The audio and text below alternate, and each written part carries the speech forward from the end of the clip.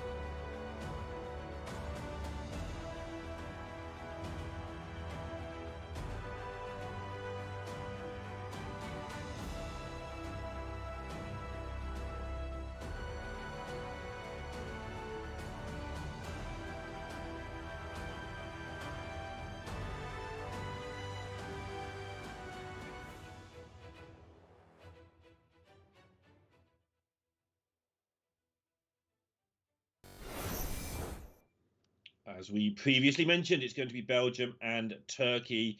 Belgium didn't seem to do a whole lot wrong yesterday, but Turkey managed to lose a game with their Druid against Warrior, even though they played 4 Nomis. And to be honest, it was just sloppy. There's nothing else to say about that.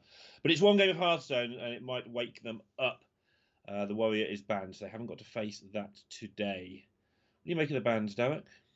What do I make of the bans? Well, I would say, first of all, it looks like Turkey have got themselves in a pretty good situation, I would say. I like the fact that they have the ready to go. It feels to me like, obviously, Belgium had their warrior before, but with that ban away, I feel like any player who's able to sneak the warrior through is generally in a pretty good spot. It feels like in this tournament, when there's a lot of shaman and when there's a lot of priest, that feels like a decent deck to get a strong edge versus the shaman and at least a bit of an edge versus the priest. And which of these 2 hands do you prefer? This is not an easy question because they're both insane. Yeah, I mean they're both pretty good. Like, obviously Fujitora is insane. Not trying to deny that at all. But Oliek's hand at the moment is not doing anything exceptional quite yet. I would say it doesn't have particularly strong removal. Voltaic Burst only does 2 instead of 3. It doesn't have the Mogu. Doesn't have the Lick him yet, so I wouldn't be too surprised to see a full mulligan here from Oliek. Okay, just keeps the hair fine. And draws the evolve, because that's how you play hair. Yeah, it's a lot harder without the coin to decide which to keep in the mulligan as shaman. You get so much more choice, and that is actually why another reason why quest shaman draws the combo so much less than the token shaman, because it has to keep the quest in its hand. So it's much harder to get lucky, if you like, with your mulligan.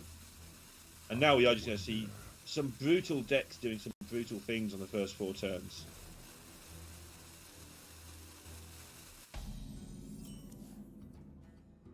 Is someone injured? Nice easy full keep there for Fujitora, sorry, with a very, very powerful starting hand and a very clear delineation of how it's going to be played out. With I would have to imagine Coin Blade Master coming out the next turn. But for Oliek, honestly, his hand is no slouch. Once turn 4 knocks around, if he's able to get that Mogu alongside it, he should be in a very, very good spot. Yeah, and one thing the priest can't do that some other decks can is like avoid putting minions on the board. Yeah. Yeah, if you're going to heal up your minions and gain cards and do all the things that priest needs to do to draw the stupid parts of the deck that do a lot of damage in 1 turn, you do have to put minions on the board. So the Mogu, whilst you can pay some sort of respect to it for 1 turn on turn 3 or 4, you basically have to play your stuff. Wow, this is interesting. The real decision point here for Oliek was, do I totem? Is it good? Is it bad? And it's actually a very, very complicated matter for what seems like something so simple. If they press totem 3 out of 4 times, it's obviously a 0-2 instead of a 1-1, which is good. I think a 1-1 here is pretty much always bad because the cleric can just bump in and heal it up. If it's a 0-2, however, which they were expecting it to be, obviously, the cleric can't kill it off straight away. It likely means that another card can be drawn because you can just trade in, heal it up, or Circle of Healing draws another card. But it also means that another minion is stuck on the board for Mogu Hair Mutate later on. It's a pretty complicated matter.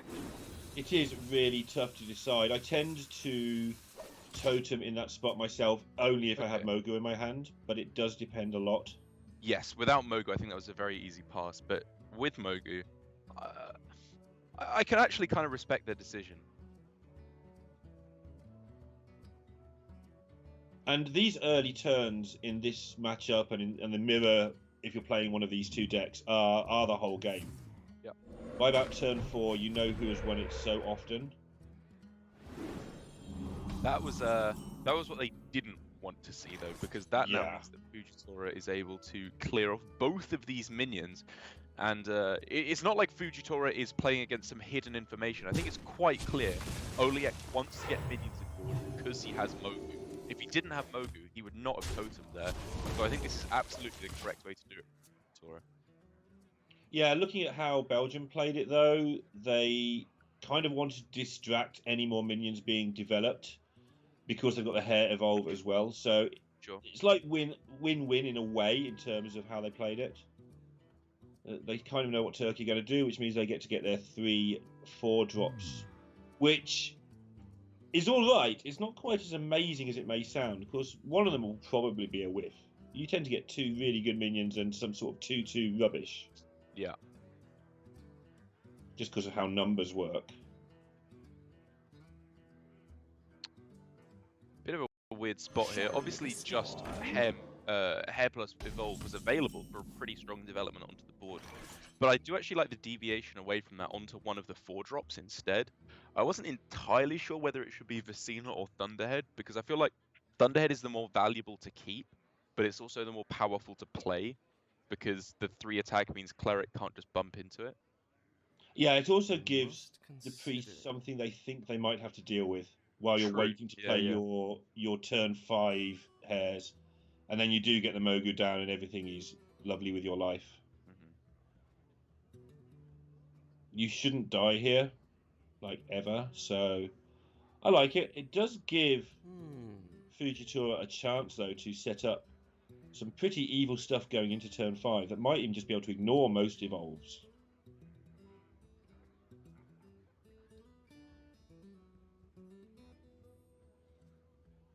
And yeah, the distraction has kind of worked if he goes with his Toxic.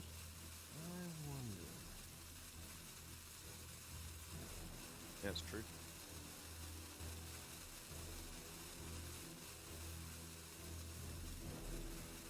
Gonna do something, Fuji. Well, I mean, he's wondering at the moment, would I rather have a 7/1 or I guess it can heal up to a lower total at the end, but I agree.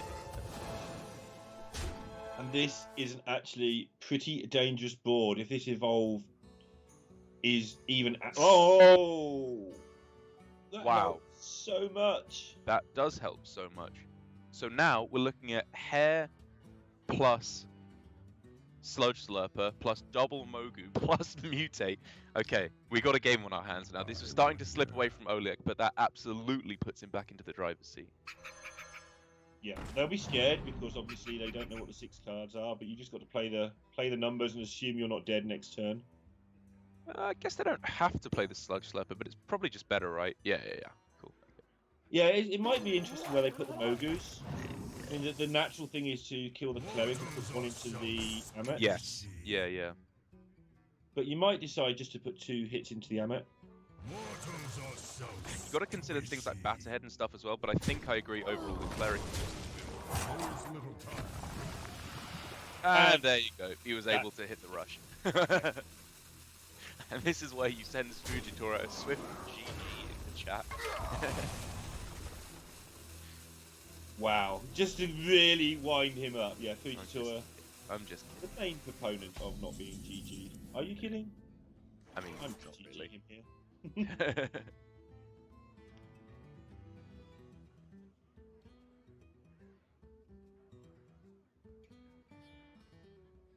It's interesting when the more you see of the Shaman deck, the more you start to recognise weird things like the Prelate coming down is not in this game. It's not at all relevant, but in some games, we saw Mexico basically abuse the Prelate to their advantage to just not get decked. Usually and there we go. We got the right res there.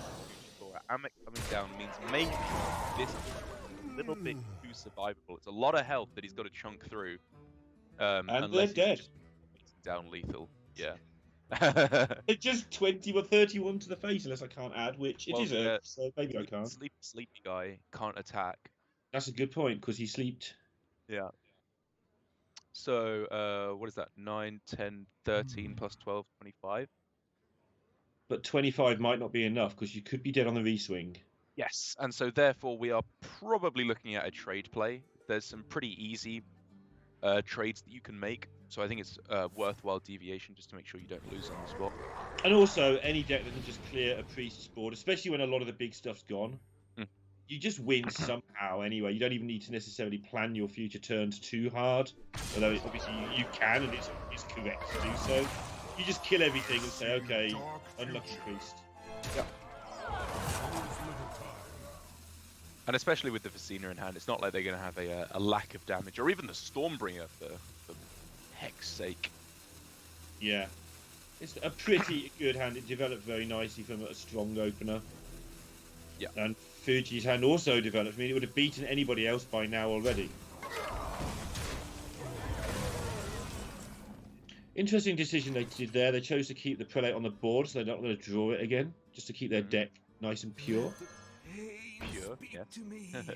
Job's done. Pure something. Sleepy guy is asleep again. This is why we are not allowed to name cards. I believe it's Sunstruck Henchman is the name. Sleepy guy is so much better. It's like Sleepy Gary. A reference I know, once again, that's twice in 2 weeks Derek has actually said something I understand. In regards to pop culture. Right, let's smack everything face and make it. Actually, let's probably trade the Rhino in. You can probably get away with trading the Rhino. Yeah. Alright, 5 legendaries, that'll do. Brave call. Ugh. It is interesting how the legendaries are quite often worse than the 4-drops. They're pretty bad, actually, yeah. I mean, you know, if this was a bunch of 4-drops, I think you'd be okay, probably. Like, the Luna is actually insane. The Luna is worth so much more than the 2-4 stat line here. Yeah. And as can be Khadgar sometimes as well. Sure, yeah. As anyone who's played Battlegrounds understands. Which is everybody at this point.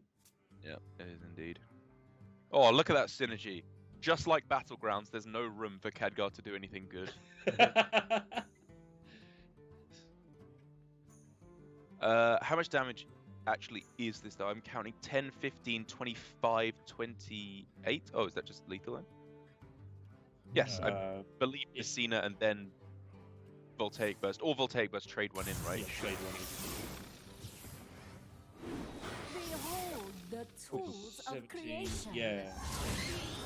Yeah. GG. 1-0 to Belgium. It's an Honestly, early morning bit of counter. Yeah, a bit of a surprise turnaround there, really, for Belgium. They were able to overcome that early start with Fujitora, because it really did feel like the early generated with the Blade Master was the weak link for Shaman. A lot of the time, they can't deal with those singular big minions, but you know, maybe because of the choice from Fujitora to lower its health with the topsy-turvy trade it in, he could have found some different line that I'm not really able to think of at the moment. So maybe it was just a case of Shaman doing Shaman things. But they did rope that turn, so I think Fujitora was aware of the risk. And yeah, definitely look back on so you see the play, and then you say, okay, is there anything else? And couldn't find anything else, which means possibly there wasn't anything else. And then just went with the play because it's better than doing nothing. Well, the totals worked out pretty well there, slowed Fujitora down a little, which is interesting because normally it would speed the priest up. And now we're going to get druids taking on the priest. Yeah, this one should be a little bit more difficult for Maverick, I think it's fair to say. Even though he's got honestly a pretty juicy looking druid hand to be taking down the priest. You know, Innovate and Wrath, both fantastic cards in the mulligan. The only thing he's really missing, I would say, at this point is, okay, a Crystal Merchant would be nice, but Loti is the main card I'm thinking of here that he could use. Yeah, Loti, take down those big minions, or those big health totals when they appear, and I was going to say it's not always that forlorn for the druid, but it is a bad matchup, and another great hand here for Turkey. I wonder if you could take time out here to Wrath this. Yeah, I'm pretty sure this is a Wrath target on this turn. If they buff that health, it's just GG. Well, they disagree. Yeah, taking the view that it's quite hard to... You've got to have the circle and something worth circling just for one card. I guess so. I mean, I think they're thinking more is like, if they have the buff cards, like, the thing is we're so far behind, we have to start taking risks anyway. So I'm just going to hope that this cleric doesn't get buffed and then we'll kill it off next turn. I'm honestly not sure I agree with it necessarily, because like they don't have anything that will indicate that completing the quest on turn 5 is especially better at the moment. But, you know, when you are far behind, you have to start taking these kind of risks, so I'm not especially averse to it at all. Yeah, and you should have something. Between now and turn 5, there are only 2 more draws, but there's a lot of stuff, especially with Innovate in your hand, so you can even get Nourish. There's a lot of cards that can help you out, and like you say, taking a risk when you're the unfavoured deck is very, very important. Yeah. Oh, what? There's a lot of discussion going on here. Maverick gesticulating wildly across the sound waves. Well, I mean, it was clearly, what do we wrath here? The thinking, I imagine, being like what you said, you know, if there's no damaged minions, no circle of healing, Cleric can't do that much. I'm not sure I disagree. I'm not sure I agree, sorry, with their thinking. I think Cleric is usually just more scary even than a big minion like that. But I also think it's probably not going to matter. This can matter. This can take their next turn, discover something super useful. But the trouble is, when you get Amit down on 4 or 3 against Druid, you kill off their Starfall, which is the biggest thing. Sure, yeah. Priest is pretty good at Starfall anyway. When everything's on 7, you just can't keep up with the rubbish that is 1/7 is suddenly just a death threat. Power of the Wild does nothing because they can just bump in their Amit and heal it back up. Crystal Power? Yuck. I guess Druid of the Claw, and then you go charge next turn and try and take out the Cleric with an Innovate. Oh no, wait, the quest will be completed for next turn. Yeah, so they could just go Druid of the Claw next turn. Yeah. Time waits for no one. I'm trying not to disappointedly, but I think he might just not do enough. Ugh, okay. Instead, they're diverting and killing the Cleric on this turn. Sure. Which is all well and good and all that, but your opponent's going to have a whole bunch of 7 health minions. That's right.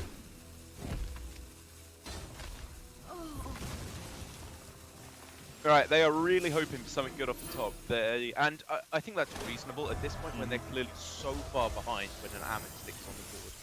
They need the Oasis Surger off the top, Starfall, Nourish, Loti, something like that, a miracle to come down. I think you can argue that if that card isn't coming, it doesn't matter what they did last turn anyway, so you might as well pretend it's coming. Yes, and I think that's a good school of thought here. Let the pain speak to me. Here it comes. It might not be enough even if it's good, but... It's pretty good. Is it? But it's not pretty good enough. It doesn't do anything because of the buff on the Amit. It just doesn't do anything. Like, it has to be Loti at this point, right? Or maybe Oasis Surger. What to do? Oh, Acolyte of Pain, you're so irritating when you're good. Yeah, what a decision to have to make. Don't kill anything, give your opponent a card. And I think it's right, but it's absolutely horrendous to look at. Yeah, that one hurts my soul. I mean, is that just lethal at this point? That's heal it up to 9, 22. I count that as 1-off lethal. Yeah, that counts. Or you could just like play down the Pyromancer and try and go for like draw your way through to lethal. Yeah, the weird thing with Priest is if you haven't got lethal, sometimes it's just not right to even mess with it. It's not like a Bloodlust in Shaman where you just stick 25 into their face and find the one somehow. Yeah. If you're playing bolts anyway. I mean, they can't fail from this situation. There's just too many draws needed for the Druid, but in practical terms, if you don't kill them, you're better off not killing them and just defending naturally. Well, I mean, really, the only thing they need to think about here is how do we possibly lose? To which I think the answer is Loti exactly. So how do you play around War Druid Loti here? You also don't want to play another minion because Mind Control Tech is in Belgium's deck. Okay, good point. So that makes going face a lot more attractive as well. Yeah. Because one way you lose is lose all your big minions before you've done enough damage, I guess. Oh, okay, they're playing into the MCC. Can this go wrong? I think it can. MCT can. Steal 1-9 and then Wrath the Amit, and you might be in trouble. In this world where all those cards are not played already in Maverick's hand that's been obviously struggling. I mean, if it could go wrong, though, this is not the world in which it does. Future is wow. Exactly who I believe on board. Or in hand. I don't go past exact. When I find lethal, that's it. Don't work. I should. Yeah, it'd be a good mental exercise to work out. Could I do more? But That'll do, Pig. One game apiece. Definitely the expected result. We've seen this matchup time and time again, and the Druid just really struggles to make anything happen, especially when you're facing down an early Amet. So I think, you know, at the end there, you could argue that last beaming sidekick that was played was a mistake because, like you said, the MCT maybe is like the 1% chance that they have to pull their way back into the game. But you know, why give them that? If you can just play the beaming sidekick next turn, I think that was probably better. Yeah, especially if they gave it to Romania yesterday and were punished for that. Yeah. So maybe they saw outs that we didn't for their 1%. Everybody usually sees a different 1%. When you're arguing over things that aren't going to happen, I think it causes the most contentious arguments in all of Hearthstone. For sure. But they got it done, and they were always getting it done, as we could see at least. So one game apiece going into the break. We'll be back with the conclusion in 3 minutes.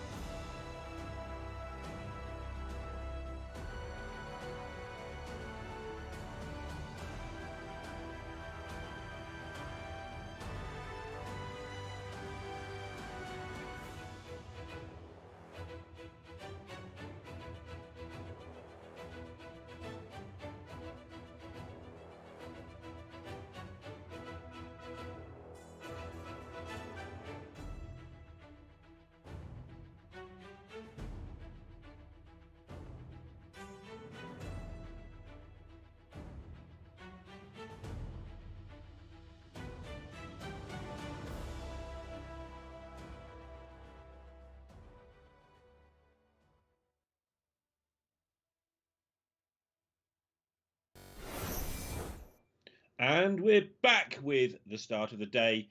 Group G coming to its conclusion, fighting for the right to play the Czech Republic. And I don't know about you, Dad, but actually, I know at the start you favoured Turkey's lineup, but Belgium have got two of the good things here. They've got the Druid into the Warrior potential, and they've also got the Priest into the Druid. Still remaining. So maybe the way the first two games have come out has made a bit of a difference there. Yeah, it's one of those annoying things that can happen in Conquest, where queue order is kind of impossible to optimize, but does have a bit of a bearing on how the series shakes out. Because of course, Maverick, if he's able to line his priest into the, like you said, the druid, he's very happy. Into the warrior, he's very sad. Which is, I guess, why, you know, if he does end up losing this, it's not the end of the world, because he still has the priest up against the remaining druid for Fujitora, which is not a guaranteed win, of course, but very, very positive in terms of its win rate. So I think the onus is definitely here on Fujitora to try and take the win. Belgium don't have too much late game trickery. They've still got the Kun package, they've still got Elise, they've still got Floop, but they've not gone with the Gloop or the Banker or any of that stuff. So their setup at the end with Ferris, Cenarius is a lot more important to get right against the Warrior than most Druid decks that have that infinite combo thrown in them these days. And so, for me, one of the keys is to get King Ferris played early, relatively early at least. Okay. So that it clears out, because you just end up never playing it otherwise. You end up needing to play Nourish to get to the end of your deck and that sort of thing. Yeah. And we've seen teams get stuck with it in their hands. So for me, if King Ferris comes up, just get it down there, make a board, get rid of a brawl, and move on with your life. But it'll be interesting to see how they play the end game.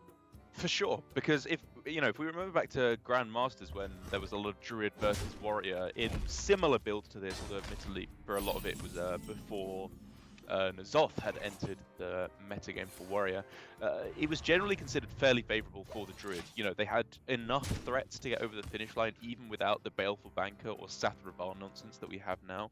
But I agree, it's definitely hamstringed their efforts a little bit as Belgium here, that they don't have that infinite capability later on. And looking through the list, they don't seem to have gained much for the stuff they're missing. They have a second Hidden Oasis, which you never need the second one as long as you draw the first, and you don't need the first until sort of turn 8 or 9 against aggro usually. They do have that swipe, which is clearly useful, but they haven't got like the UK, who've got a Nomi and a Pyromancer and some other bits and pieces.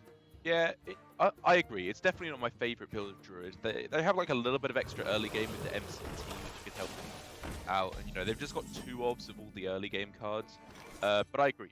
Definitely, I would prefer just a slight swap out of maybe just Feoris for Banker or Sathravar. Yeah, just pick a direction. It seems to be in the middle ground. Yep. And for me, Druid in the middle ground is where it doesn't want to be because it's weak against everything that way. That's my personal view. These are better players than I am. I'm sure their decision is based on much more direct, important things than I'm boiling it down to. Mm-hmm. But I like Druid to just slant one way or the other. Like the UK slanted it with Pyromancers. We saw a deck yesterday with Pyromancer and Pounce, but not the full combo. Just give yourself a choice between early or late. Power takes many. Nice place to get the spell damage off of Loti and then take out the Thorisance, 10 damage to the Dome.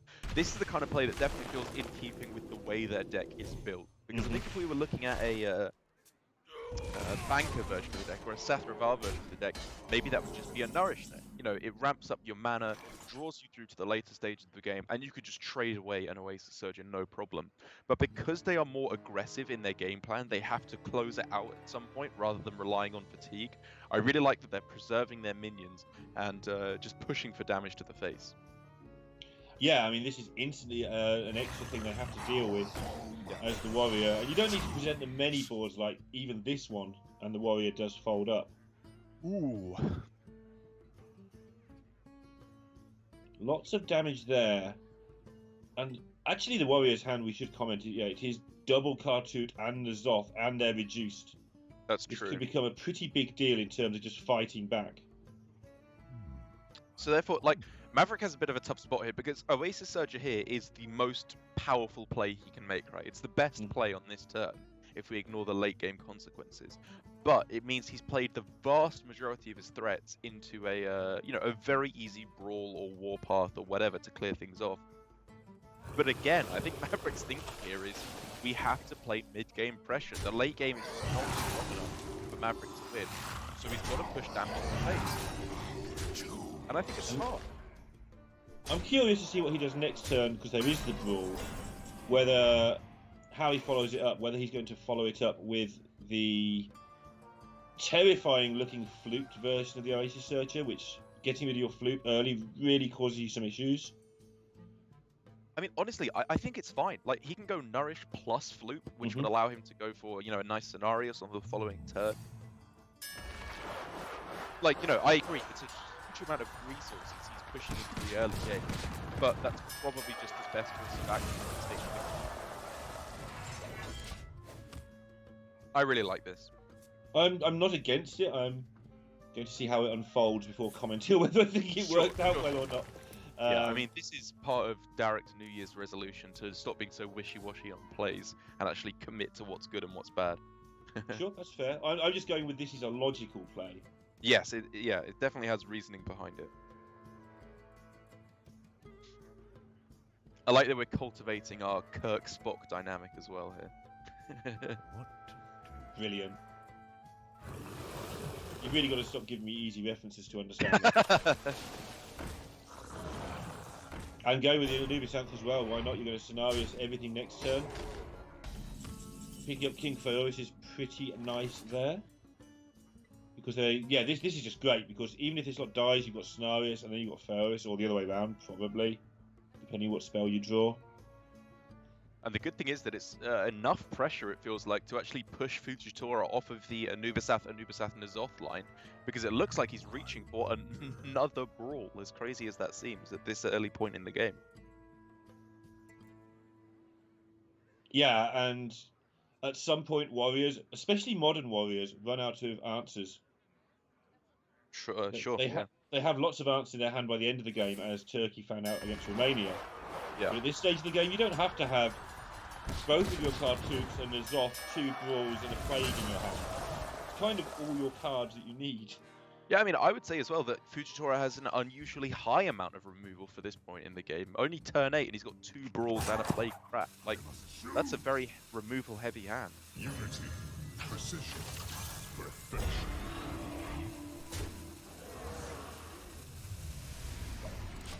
So, King Feroz would be in keeping with a plan. Plus, I think you need to do it early. It's just a card. I've seen it sit around too many times in people's hands. Yeah. It just gets worse. It doesn't get worse, it gets better, but it gets harder to actually squeeze in. It trades so horribly against the Celiacs, though. Like, having to trade a 5-3 into a 3-2 feels awful. That feels good, though. The Surger feels good.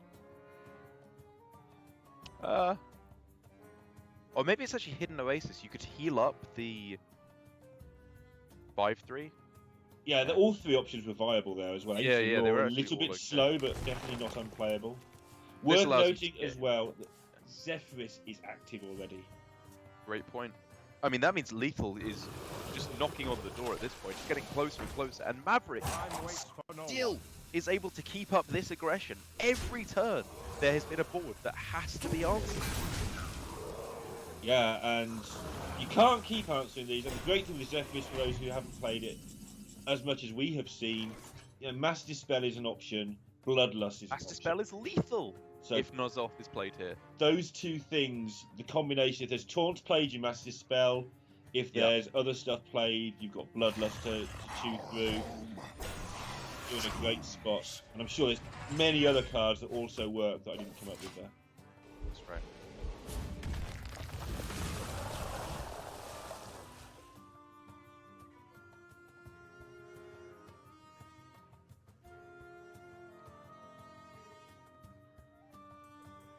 Mass Dispel and pile on the Here threat. it comes. You've chosen this course of action. It is working for you. I guess it's wise to just double check. This is why they're pausing, that you should take your foot off the gas. But yeah, keep that gas coming. They're running out of answers. They've just played a cartoon into a huge board. Honestly, this game is just such a good reminder of how Hearthstone should be played. Like, you know, yes, you can get really fancy with Druid and these control matches and go for some kind of late game thing, and, you know, maybe that's your best chance. But it's not at all a bad strategy. Just throw down the biggest thing every turn and eventually hope it gets there.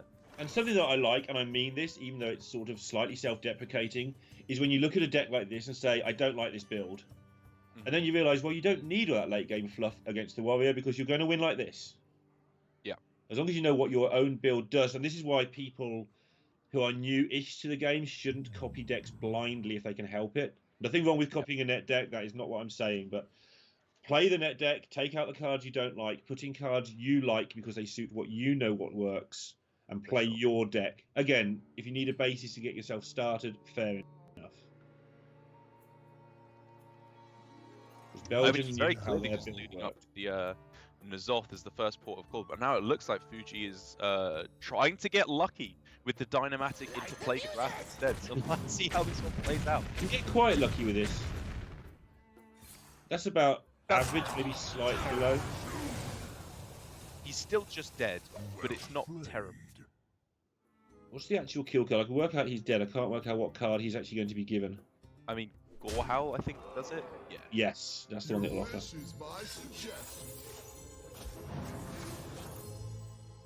There we go. Nice work. Fury, whatever. I'm always interested to see what it gave. And actually, Maverick knew both those options because Zephyrus can mess you about occasionally, although it's got a lot better.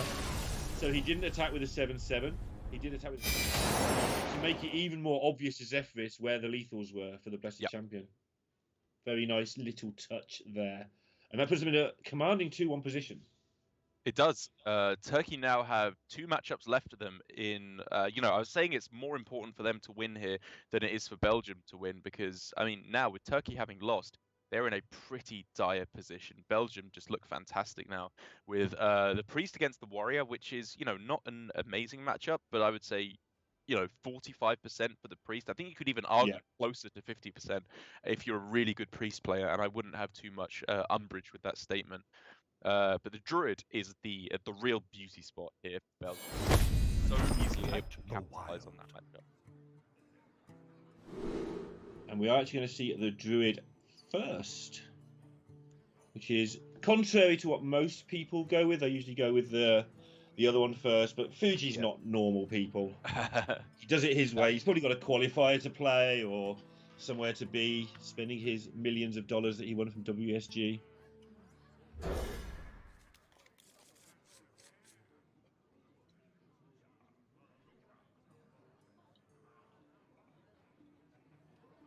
Okay, I was confused from it because Fuji's cam's frozen, but everything else is moving, so we're good. Honestly, I wouldn't even be surprised if he just turns his head now and it was never even frozen. It's the sort of thing he would do, that's exactly. for sure. Like, I'm 99% sure he's actually a TI-800 Terminator. Wow, yet another one. I think I misquoted that. I can't actually remember what the Terminator is. But... There's so many of them now. Yeah. But Amet on 4 is the key to the Priest hand here. It's not a very good Priest hand overall. Is a TI-800 a kind of calculator? Which one's the Terminator? And which that's the Texas calculator? Instruments 800 is a calculator from the mid-80s. Sort of thing my dad used to use. That's how old it is. I remember I got one of those really fancy calculators for maths when I was doing A-level, and I dropped it in a cup of tea 2 days later, and it broke. They had those red LED screens rather than real LED stuff. Oh man.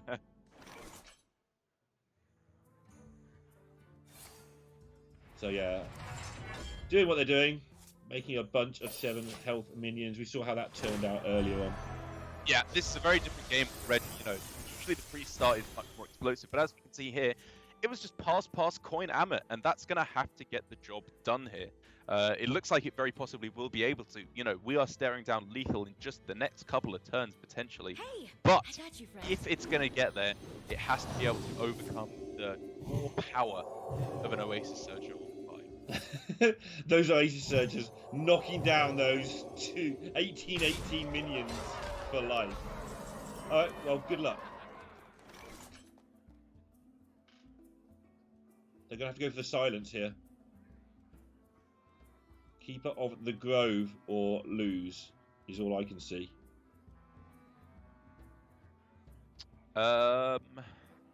Yes, so am I. Or Lotus. Oh my god! Boy! Oh, wow. Safeguard the life. And that changes things a bit. Amazing. Yeah, well, we were talking about outs for the Druid, how they can possibly wrangle their way back in. Usually it's Loti, occasionally it's Keeper of the Grove, and this is one of those occasions. Fuji, you're an absolute god. Cleric into Circle of Healing, though, is going to keep all this nonsense coming. Power Shield's going to still be okay. They've got a lot more cards to come here. They've also got the Psycho Pump, which can just start them all over again on the same route. That's, yeah, nothing's died yet, but as soon as something does, it's going to be a decent minion a lot of the time. Yeah, I mean, it's still not a bad situation at all for Maverick, right? Yeah, he's in a great spot here.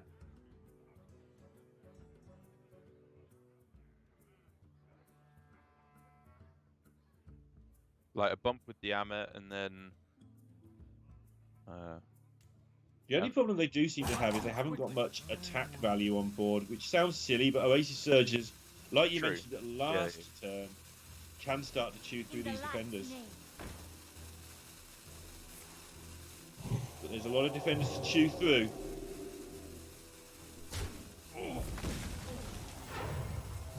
And a lot of cards. And when Priest starts drawing all these cards, it is usually all over. Chef Nomi. It is usually, but Fujitora again has honestly a pretty powerful turn. A way to Surge a Pounce allows him to take out. You know, he could have gone for the Amet, I guess, and the Cleric. Oh, he doesn't want to kill the Amet because he doesn't want it to come back. Okay, fair enough. Yeah, good point. Good point. This seems fine. And actually, they can't kill their own Amet here. Which is something they'd dearly like to do with his hand. I must consider. I think you... I want to start with Powered Shield. I want to find something that can actually attack face, because these 1/7s and 2/7s aren't cutting it no matter how great they look.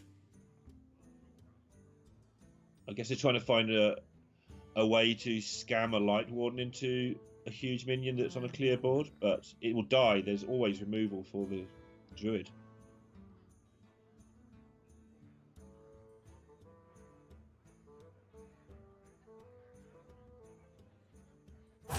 Quickly.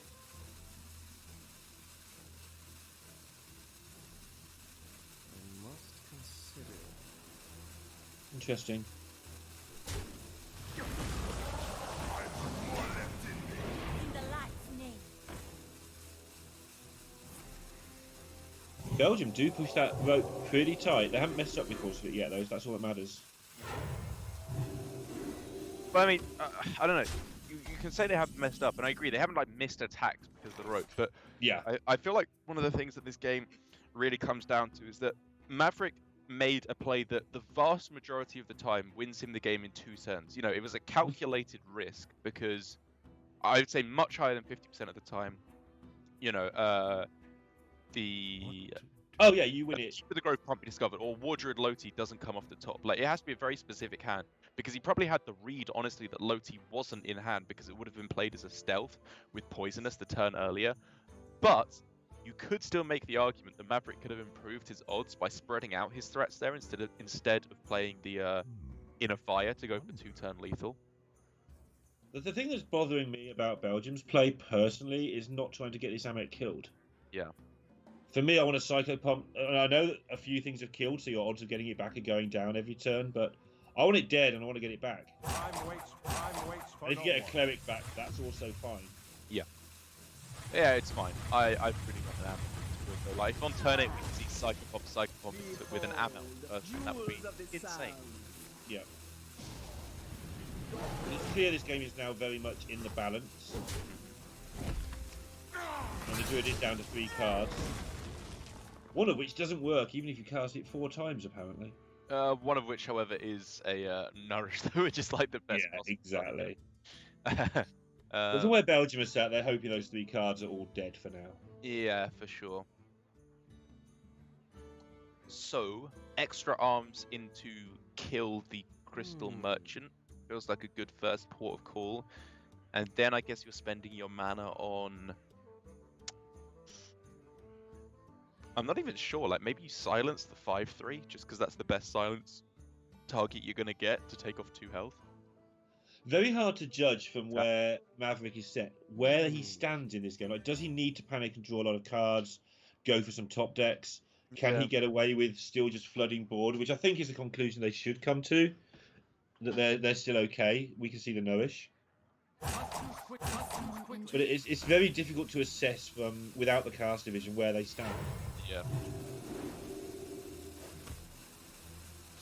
Okay, so they're going to a similar line of what I was thinking, but instead deviating ever so slightly.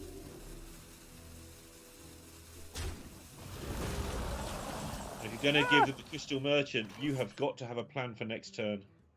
That felt like a silence turn there, right? Surely you'd rather have Yeah. 4-1 here than a 4-3 here than a 4-1. I think that was Like a worthwhile silence. Yeah, the one thing in your favour is that you had card advantage if they didn't have Nourish, Right.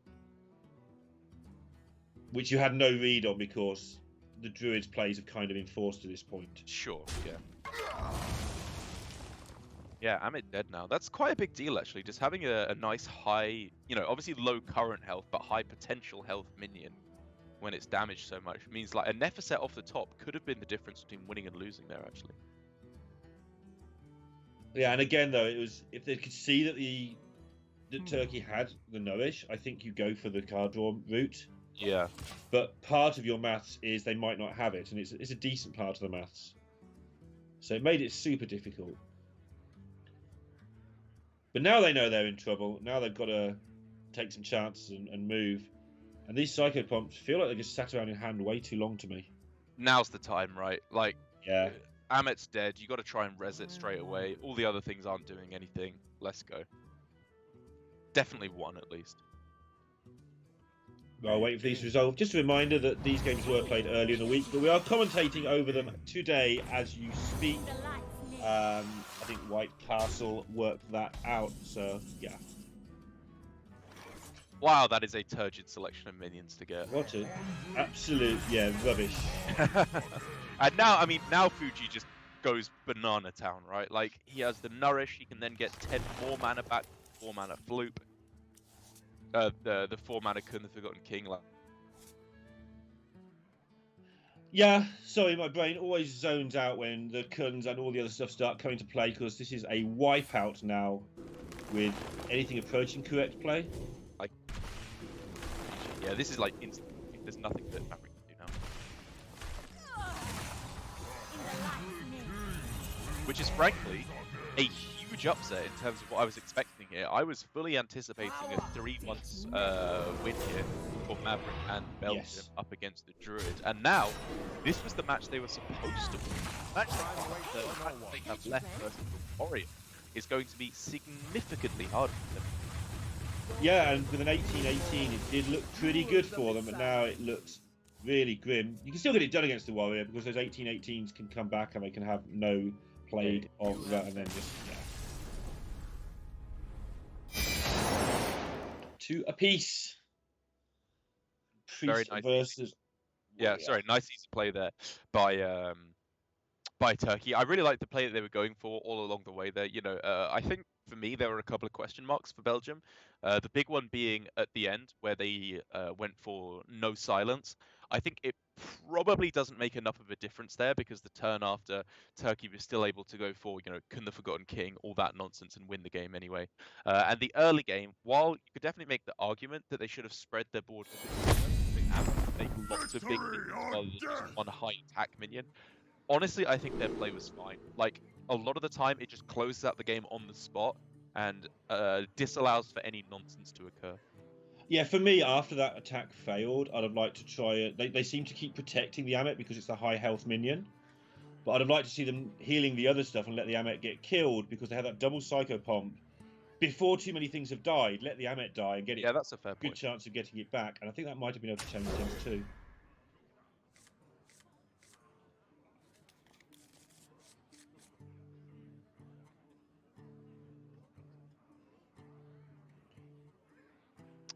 Trying to work out how good this hand is for the Warrior because it's an interesting hand. It doesn't do anything immediately, but it definitely has many ways to improve suddenly. Yeah, I mean, it's okay. I think, you know, Snip Snap's a decent early minion. Brawl for the panic button in case things go wrong. I mean, the only card that I really want to see versus Priest is Town Crier or Restless Mummy. Basically, just I want Restless Mummy in some way because it just there we go. so beautifully is able to kill off all the priests early game. Yep. All of those threats. There are a lot of 3 health minions, but being facetious just for a second, Northshire Cleric is all of the priest's early game threats. Sure. But obviously it's not quite like that. So they're planning turn 2. This is a tough hand. Not to play it, it is. So what are the ways you can play it? We could see Cleric, Coin, Beaming Sidekick now. But the thing is that... Wait, are they playing a weapons project in their deck for Turkey? I should go have a quick look. You might hear some clicking, sorry about that. Pew, pew, pew, pew. There is no weapons project. No weapons. Okay, so you're probably allowed to just play the Cleric out here on 1, actually. I don't think you need to buff the health on this turn. But they're going with nothing. I didn't even consider this option. I think nothing was a strong second choice. Okay. But I preferred your option of just playing out the Cleric. Right, yeah. I mean, I get that it starts being weak to, like, 2 turns of setup with Shield Slam. But, I don't know. I think it was, like, safe enough to develop there. But anyway, it does now mean that Maverick is able to go with a pretty nice play with Cleric plus, I would imagine, Beneficent Ritualist on the following turn. Unless they're just going to... They think they can just coin out Amet into Cleric on, like, 4 and hope there's no brawl, but that seems awful. Very possible. Very possible. I think generally you want to prioritize card draw as much as you can versus Warrior. This footage coming to you live from 1964 via satellite. Yeah. The Northshire Cleric walked into my office. She was trouble. Wow.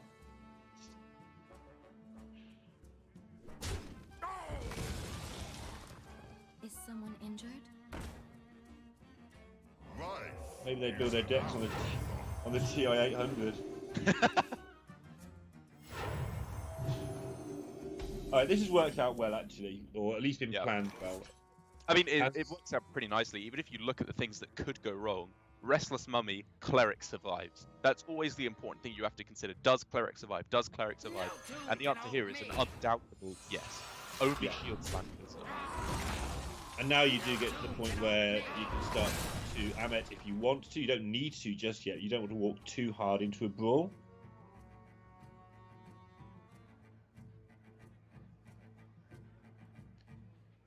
Job done.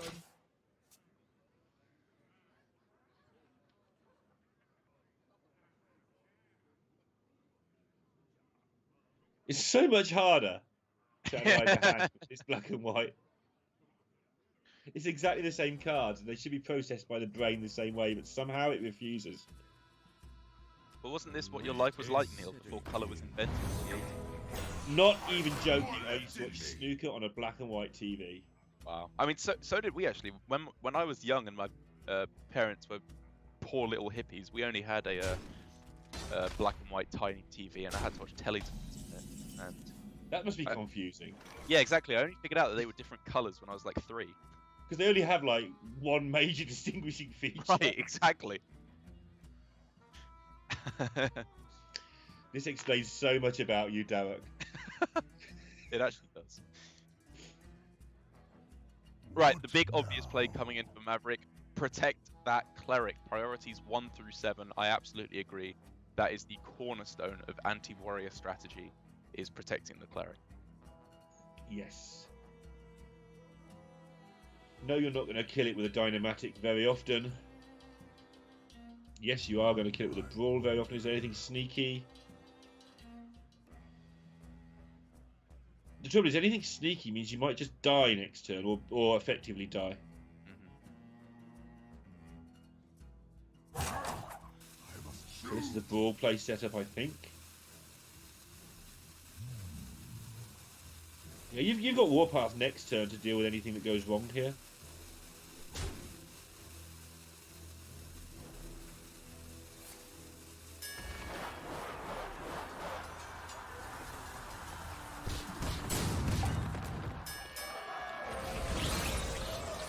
Yeah, you'll take that. I've got more left in me. Right, the cleric's gone, which means the card draw definitely has to slow down for the moment. But now Maverick can switch strategies. I think quite happily. Yeah. You know, he made his hay while the sun was shining, and now it's time to eat the hay. I guess is the And make 7 health hay minions. Yeah, exactly. Let's make some scarecrows here, as Maverick can play out the Amit and start developing some high health minions. Which, when you've just seen a brawl, feels like a strategy actually. I see a job. Yep, trading in that useless stuff, partly because of the odds of another brawl, but also, why not? I got you, friend.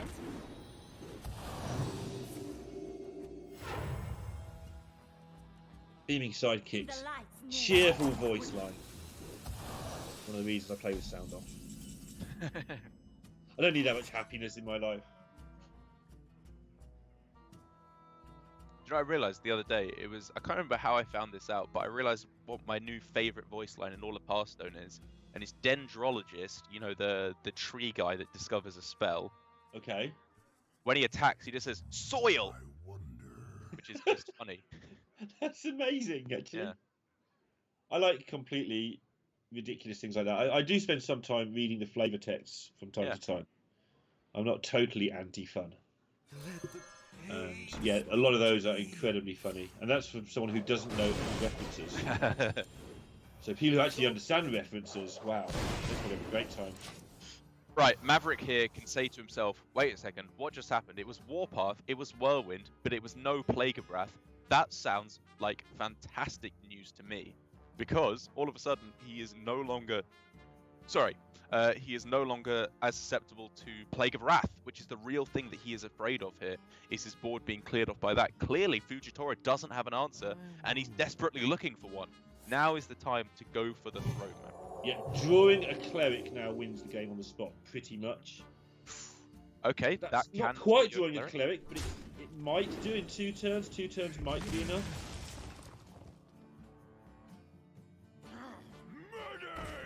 Yeah, so setting up for, first of all, going for the throat, like you're saying, but also in 2 turns' time, cleric and circle. I'm just going to circle it now.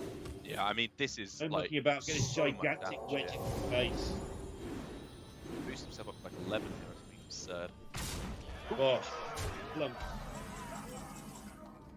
All of a sudden, we're staring at 2-turn lethal. Fujitora needs to find something right away. He gets the brawl off the top. But they've only got However- 4 mana. 1 mana off. Man, that was a quick turn, hey. Chat brawl.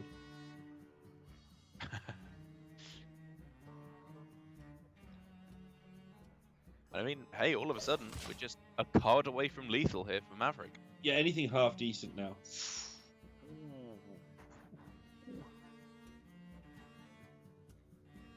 Choices.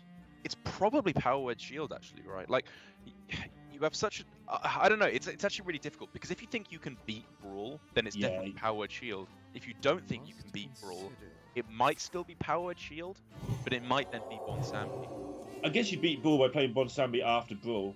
Right, so you yeah. do feel like you beat it. Oh. They're just a spell away from lethal now. Spell away. Any I feel- spell of your choice. Just a spell away. It feels like one of the rejected Disney songs. Yeah, it's one of the reasons that holiday companies go first, I think.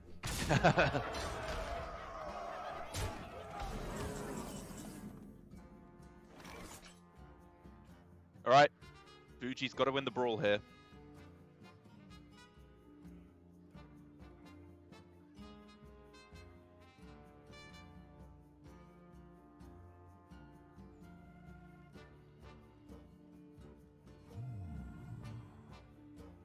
Guess he's just working out how much he wants to put into trying to win the brawl, and I think the answer has to be as much as you can, I think because I you will agree. die.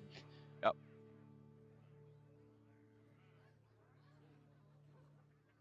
I definitely think this is Panda first, Town Crier afterwards. What now?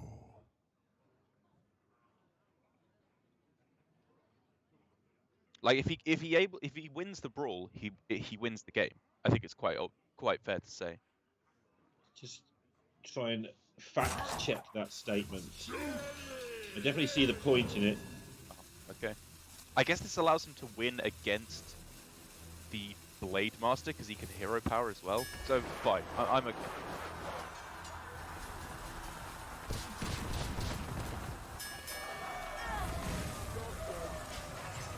That is alive. That's good enough That's to keep kind him of a alive win. for the turn. Yeah. Where was that last turn when he wanted to boost everything a million times?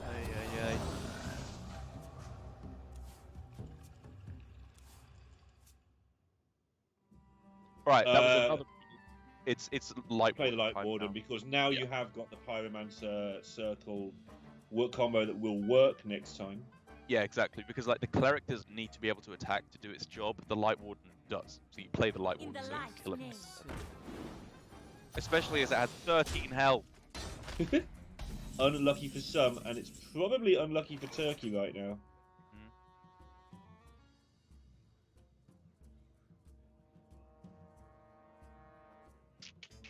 Only there was such a card as Topsy Turvy Super Collider. If only.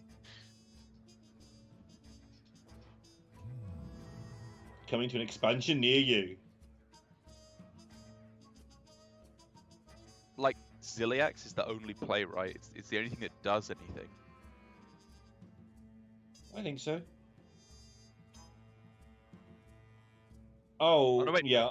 The problem is that when Ziliax heals you, the light warden gets buffed. If you had 13 mana, you could play Acolyte, Dynamatic, and try and draw the Plague of Earth. Wow. Now we're talking. So all he needs to do is find a way to get 13 mana. Just change the problem. Unity, precision, perfection.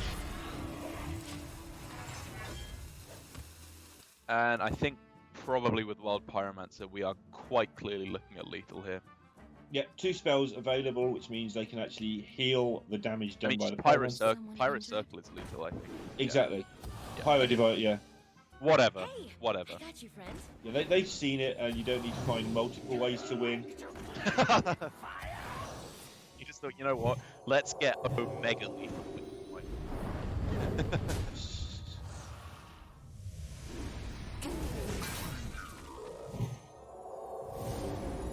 And that's going to do it. Fujitora, Turkey, unfortunately, take the loss, which means they are the latest victims of the cruel machine that is the 2019 Hearthstone Global Games. They sadly dropped down 0-2 versus Romania and Belgium, which means Belgium are going to be marching on to face Czech Republic in the next match of the day, the winner of whom will be going through to join Romania in the top 16 next week. The loser of which, sadly, winning going back. Or remaining at home in some cases. Or, yeah. Yes, remain.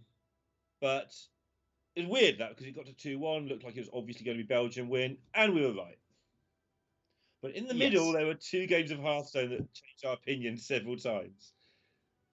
Yeah, I think actually that was one of the more exciting series we've had. Even though there were a couple of duds, you know, Priest versus Druid sometimes. Okay, you know, Turkey was never going to lose that game. But for example, the Druid versus Warrior that we saw from Belgium's side, they were just playing so aggressively at all points in the game. I thought that was a really interesting way to approach the matchup that plays very beautifully around Hakar, which is the main weakness of the deck, and was an unusual playstyle that worked very, very well. And it worked well because that's how they built the deck. They decided they don't want to do the Hakar nonsense at the end. They just want to kill people and weight their deck very slightly more in the middle ground than most Druids. But if they don't want to play it that way and they want to play it the way they just played it, well, I'm not going to argue with how that turned out. So first match of the day in the books, but who's going to qualify from the group? Can Belgium continue this streak? But to do that, they would have to take down the pretty mighty Czech Republic. Find out after this.